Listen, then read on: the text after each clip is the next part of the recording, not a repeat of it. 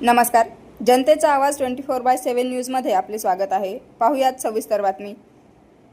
कंधार लोहा तालुक्यातील अवैध मुरुम उत्खननाविरोधात ॲडव्होकेट प्रसेनजित वाघमारे यांचे उद्या उपविभागीय अधिकारी कार्यालय कंधार समोर आमरण उपोषण. लोहा कंधार मध्ये अवैध उत्खनन मोठ्या प्रमाणामध्ये चालू आहे. त्या संदर्भामध्ये उद्या तुम्ही SDM कार्यालय कंधार येथे उपोषणाला बसणार. त्यानिमित्त आपण काय सांगणार? मागील 4 महिने झालं माननीय तहसीलदार कंधार, माननीय तहसीलदार लोहा व त्यांच्या सर्व प्रशासकीय कर्मचाऱ्यांना लोहा आणि कंधार तालुक्यात मोठ्या प्रमाणात उत्खनन चालू असल्याबद्दल अवैध उत्खनन मोंटो कार्लो कंपनी असेल, KTL कंपनी असेल व अन्य इतर कंपनी आहेत, मोठ्या प्रमाणात त्या ठिकाणी टिळकी असेल, छोटी लाटी असेल, उस्माननगर असेल या भागात उत्खनन अवैधरित्या होत असल्याचं आम्ही अनेक वेळा प्रशासनाच्या निदर्शनास आणून दिलेलं आहे. माननीय तहसीलदार कंधार यांना प्रत्यक्ष भेटून, लोहा तहसीलदार यांना प्रत्यक्ष भेटून त्यांच्या प्रत्येक कर्मचाऱ्यांना याची कल्पना देऊन सुद्धा मागील 4 महिन्यापासून चालू असलेले हे अवैध उत्खनन आत्तापर्यंत थांबलं नाही. नुसतं थांबलंच नाही तर या अवैध उत्खननाच्या जड वाहतुकीतून आत्तापर्यंत अनेकाला जीव आपला गमावा लागलेला आहे. यातच प्रामुख्यानं काल परवा आपण पाहिलं, सिडको भागात जे काही कंधार भागातून अवैध उत्खनन होत होती त्याच उत्खननाच्या माध्यमातून सिडको येथे हबप बारुळकर महाराज जे की सबोज प्रबोधनकार होते, त्यांचं या ठिकाणी निधन झाले, अपघाती निधन झाले. त्याला पूर्णपणे जबाबदार कंधार लोहा प्रशासन आहे. आणि SDM साहेबांना सुद्धा आम्ही अनेक वेळा पत्राने कळवलं होतं की आपल्या तालुक्यात, आपल्या भागामध्ये मोठ्या प्रमाणात उत्खनन चालू आहे, अवैध उत्खननाच्या माध्यमातून चोरी होत आहे, या चोरीवर कुठंतरी आळा घालावा या उद्देशाने आम्ही प्रशासनाला कळवून सुद्धा प्रशासन आज जाणीवपूर्वक या गोष्टीकडे दुर्लक्ष करत आहे. त्यातूनच अनेक जण आपल्या जीवाला मुकत आहेत. आणि फक्त कंपनी मोंटो कार्लो असेल, KTL असो यांना मोठं करण्याच्या पाठीमागं लागलेलं आहे कंधार तहसीलदार आणि लोहा तहसीलदार. हे पूर्णपणे या 2 कंपनींना मोठं करण्यासाठी आज आपला पूर्ण प्रशासकीय म्हणजे पदभार लावत आहेत. माझं SDM साहेबांना नम्र विनंती आहे की तहसीलदार जे आहेत कंधारचे यांचीसुद्धा या ठिकाणी कसून चौकशी व्हावी, लोह्याचे जे कोणी तहसीलदार आहेत त्यांची चौकशी व्हावी, त्यांच्या कर्मचाऱ्यांची चौकशी व्हावी. कारण यांच्या या नाकर्तेपणामुळंच आज तालुक्यात कंधार असेल, लोहा असेल याच्यात मोठ्या प्रमाणात अवैध उत्खनन होत आहे आणि त्यातून मोठ्या प्रमाणात अवैध धंद्याला चालना मिळत आहे. आपण याच्या संदर्भामध्ये काही पत्रव्यवहार केलात काय? यापूर्वीसुद्धा आम्ही डिसेंबर महिन्यात, जानेवारी महिन्यात, फेब्रुवारी महिन्यात आणि मार्च महिन्यात असं सलग 4 महिने झालं आम्ही प्रशासनाला पत्र देत आहोत, पण प्रशासन याकडे पूर्णपणे दुर्लक्ष करत आहे.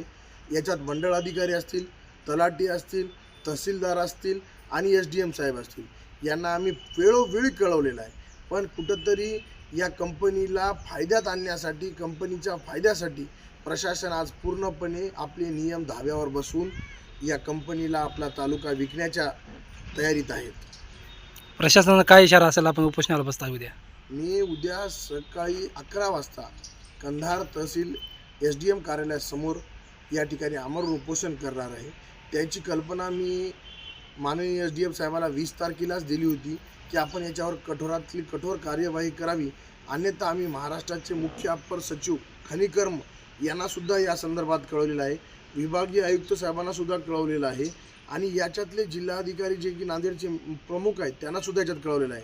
पण कुठंतरी प्रशासनाला या गोष्टीपासून दूर ठेवण्याचं काम कंधार लोहा तहसील व SDM साहेब करत असल्याचं आम्हाला या ठिकाणी जाणवत आहे. या सर्व कर्मचारी काय हातमिळवणी केली असं वाटतं का तुम्हाला? 100% या प्रकरणात सर्व व्हिडिओ पुरावे देऊनसुद्धा, याच्यापूर्वी या ठिकाणी धरणे आंदोलन करूनसुद्धा प्रशासन या कंपनीला मिळालेलं आहे. हात मिळवणी यांची झालेली असल्यामुळे यांची ताकद या ठिकाणी वाढलेली आहे आणि ताकद वाढल्यामुळं आज कंधार लोह्याच्या पूर्णपणे गौण खनिज म्हणजे मुरुम उत्खननाचा आज काळा बाजार या दोन्ही तालुक्यात चालू आहे. याच्यावर लवकरात लवकर कार्यवाही जर झाली नाही तर आम्ही हे उपोषण, आता या ठिकाणी उद्याचं जे उपोषण आहे आमचं, ही कारवाई झाल्याशिवाय थांबणार नाही. आणि आम्ही माननीय उपविभागीय अधिकारी यांना विनंती करतो, आपण जर आम्हाला न्याय नाही दिला तर आम्ही या ठिकाणी अप्पर सचिव मंत्रालय व विभागीय आयुक्त यांच्याकडे सुद्धा याच्या संदर्भात पत्रव्यवहार केलेला आहे आणि त्यांच्याकडून यांना लवकरात लवकर याच्यावर कार्यवाहीसाठी पत्र निघणार आहे. अवैध उत्खनन करणाऱ्यांना काय इशारा असेल?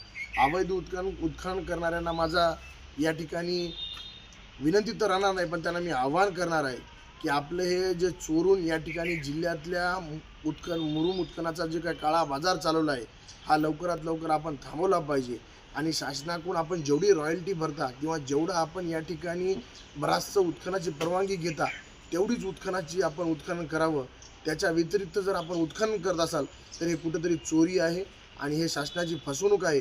आणि प्रामुख्यानं ही फसवणूक शेतकऱ्यांची आहे, कारण उद्या शेतकऱ्यांना याचा बोजा चढणार आहे, शेतकऱ्यांच्या सातबाऱ्यावर याचा बोजा चढणार आहे. याच्यामुळं शेतकऱ्यांना बी माझं आव्हान आहे की आपण जेवढी परमिशन दिली तेवढंच या ठिकाणी उत्खनन करू द्यावं. जास्त उत्खनन उद्या तुमच्या घाट्याचं आहे, तुमच्या स्वतःचा बोजा लागणार आहे.